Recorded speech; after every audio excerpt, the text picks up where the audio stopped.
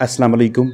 इस चूज़े के लिए इस्तेमाल होने वाली खुराक में तेज़ी से तब्दीली ने इसे इस हाल में मुब्तला कर दिया और वीडियो देखने वालों ने यही सीखना है कि घर में रखे हुए चूज़ों की बीटें पतली हो जाएं तो उन्हें कैसे ठीक करना है। क्योंकि अगर लंबे अरसे तक चूज़ा डायरिया की हालत में रहा तो वज़न में बहुत पीछे रह जाएगा। हम उन अज्जा को इस्तेमाल में लाएंगे जो हमें घर में ही दस्तयाब हो जाएं और कम कीमत हों। चूज़ों की खुराक में तेज़ी से तब्दीली उनके मैदे की खराबी का बायस बनती है। दीगर अवामल पे आगे चल के बात करेंगे। सबसे पहले आपके साथ शेयर करता चलूँ कि कौन कौन सी चीज़ों को आप घरेलू पैमाने पे इस्तेमाल कर सकते हैं। सबसे पहले अगर आपको पोटाशियम क्लोराइड दस्तयाब है तो ये आपने 5 लीटर पानी में आधा चम्मच इसका अच्छी तरह से मिक्स करके ये अपने उन चिकन्स को देना है जो डायरिया में मुब्तला है। अगर आपको ये दस्तयाब नहीं है तो ऐसी सूरत हाल में आप डायरिया वाले चिकन्स के लिए 5 लीटर पानी लेके उसमें 10 चम्मच चीनी को अच्छी तरह से मिक्स करेंगे। और तीसरा इंतहाई आसान तरीकाकार आपके पास ये होता है कि 5 लीटर पानी लेके उसमें आधा चम्मच आप बेकिंग सोडा का मिक्स करें, आधा चम्मच आप नमक का मिक्स करें। अब ये घरेलू पैमाने पे आपके लिए 3 ऑप्शंस हैं। या तो आप पोटेशियम क्लोराइड का इस्तेमाल कर लें, या चीनी का इस्तेमाल कर लें, या बेकिंग सोडा को नमक के साथ मिक्स कर लें। ये मैं 5 लीटर पानी के हिसाब से डोज आपको बता रहा हूँ। जिस हिसाब से आप पानी कम बनाएंगे उतनी ही आप इसमें अज्जा की मिकदार को भी कम रखेंगे। ये हम अपने उन चिकन्स को भी दे सकते हैं जो फ़िलहाल डायरिया में इस हाल में मुब्तला नहीं है। ये इस हाल को रोकने के हवाले से हमारे चिकन्स की डाइजेस्टिव हेल्थ को बेहतर करने के लिए भी अच्छे नताइज देता है। चूज़े की जिस्मानी हालत ठीक हो तो निज़ाम इंहज़ाम में पैदा होने वाली ये बीमारी, ये खराबी चंद ही दिनों में खुद ब खुद ठीक हो जाती है। लेकिन ऐसा मुमकिन तब है जब डायरिया की वजह कोई छोटी हो। अगर उसके पीछे कोई वायरस है, अगर उसके पीछे कोई ऐसा बैक्टीरिया है जिसकी आप अभी तक ट्रीटमेंट नहीं कर पाए, तो इसका मतलब ये होगा कि हमारे चिकन्स, हमारे चूज़े लंबे अरसे तक डायरिया में मुब्तला होने वाले हैं। ऐसी सूरत हाल में हमें उनको यारों मददगार नहीं छोड़ना। ऐसी सूरत हाल में, ऐसी कंडीशन में हमने उनकी हेल्प करनी है। सबसे पहले आपके साथ शेयर करता चलूं कि जब आप तेज़ी से खुराक में तब्दीली लाते हैं तो उन खुराक में मौजूद मुख्तलिफ न्यूट्रिएंट्स की वजह से आपके चिकन्स को उनको डाइजेस्ट करने में, अपने जिस्म को उसका आदी बनाने में प्रॉब्लम का सामना होता है।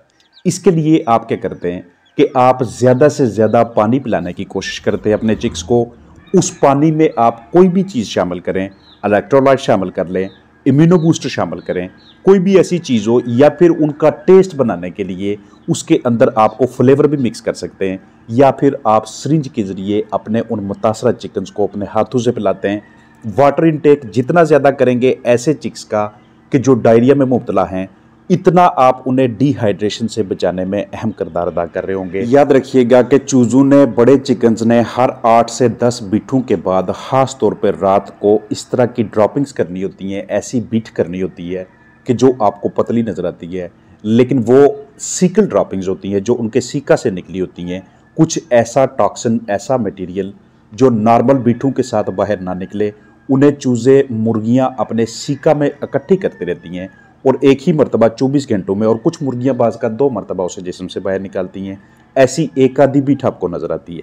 अगर इससे ज़्यादा आपको इस तरह की पतली बीठें नज़र आती हैं कि जिसमें बहुत ज़्यादा यूरिक एसिड उनके जिस्म से निकल रहा है, तो इसका मतलब ये है कि सीवियर डायरिया लाहक है इन चिक्स को। ऐसी सूरत हाल में घरेलू पैमाने पर आपके साथ जो चीज़ें शेयर की हैं उनके मुस्बत नताइज बरामद हो रहे होते हैं। बाज़ का अगर आपके पास चिक्स ट्रैवल करके आते हैं, सफ़र की वजह से, ट्रैवलिंग स्ट्रेस की वजह से आपको इनकी ड्रॉपिंग्स पतली नज़र आती हैं, ऐसे लगता है जैसे चिक्स डायरिया में मुब्तला हों, लेकिन कुछ ही घंटों में उनकी बीटें ठीक होना शुरू हो जाती हैं। ऐसी सूरत हाल में अगर आपने इंश्योर करना हो कि हमारे चिक्स को कोई मसला ना बने, तो आप उन्हें सिर्फ मीठा पानी दे के ही उनके जिस्म के अंदर एनर्जी को बहाल करने की कोशिश करते हैं।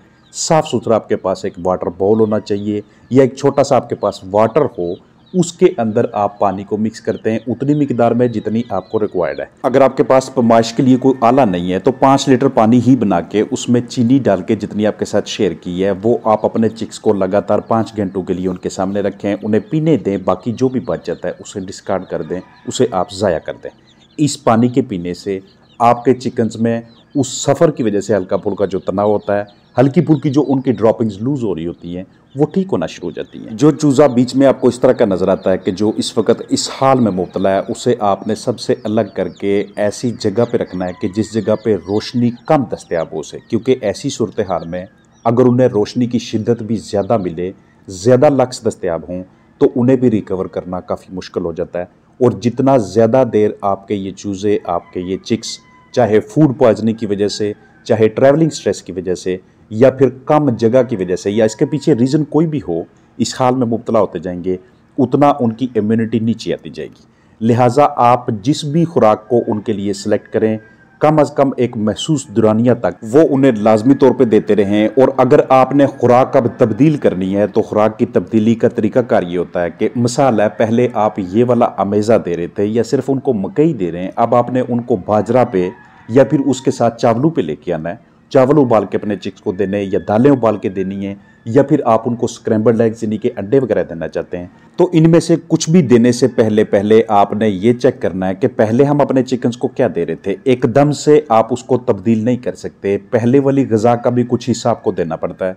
इसका तरीकाकार ये होता है कि एक दिन आप जब पुरानी खुराक 100% यूज़ कर रहे हैं, अगले दिन आपने खुराक तब्दील करनी है, तो नई खुराक का आप 25% हिस्सा इस्तेमाल करते हैं, पुरानी खुराक आप 75% इस्तेमाल करते हैं। उससे अगले दिन पे आके आप नई और पुरानी 50-50% कर देते हैं, और थर्ड डे पे आके नई खुराक 75%, पुरानी खुराक 25% देते हैं।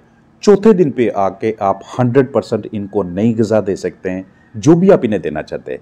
इस तरह से क्या होता है कि स्टेप बाय स्टेप चलने से आपके चिक्स, उनकी बॉडी, उनका डाइजेस्टिव सिस्टम, उनका निज़ाम अखराज, ये सारे उन चीज़ों को, उन नए खुराक के अज्जा को बाकायदा तरीके से ना सिर्फ एक्सेप्ट करते, कबूल करते हैं, बल्कि उसको अच्छे तरीके से जिस्म के अंदर ग्राइंड करना, जुज़वे बदन बनाना, उसके अंदर से ग़िज़ाइयत को इस्तेमाल करना भी उनके लिए निस्बतन आसान रहता है, बनिस्बत इसके कि आप एकदम से उनको नई ग़िज़ा के ऊपर लेके आ जाएं। ऐसे चिक्स की जल्द से जल्द शनाख्त कीजिएगा जो आपको बीच में ऐसा लगता है कि किसी वजह से कमज़ोर होते जा रहे हैं, क्योंकि जो ही कमज़ोरी लाहक होती है उसी के साथ डायरिया भी जुड़ा होता है। उसके पीछे वजह कोई भी हो, वो वायरल हो, वो बैक्टीरियल हो, किसी किस्म की और वो फंगल या हमारी मैनेजमेंट की वजह से डिजीज़ हो, ऐसे चिक्स खाने की तरफ, पीने की तरफ सही तरह से नहीं जाते।